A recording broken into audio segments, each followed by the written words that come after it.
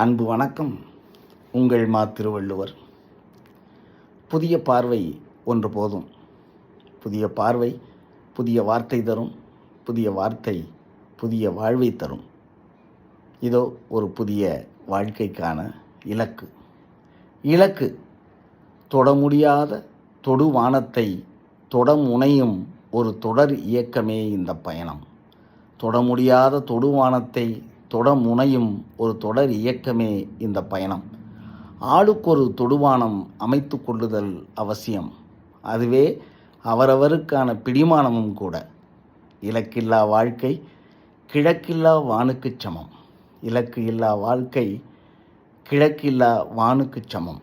வாருங்கள், புதிய வாழ்க்கைக்கு புதிய பார்வை கொள்வோம். புதிய பார்வையால் புதிய வார்த்தை பேசுவோம். புதிய பார்வை ஒன்று போதும் புரட்சி செய்யும். அன்பு வணக்கம். நன்றி.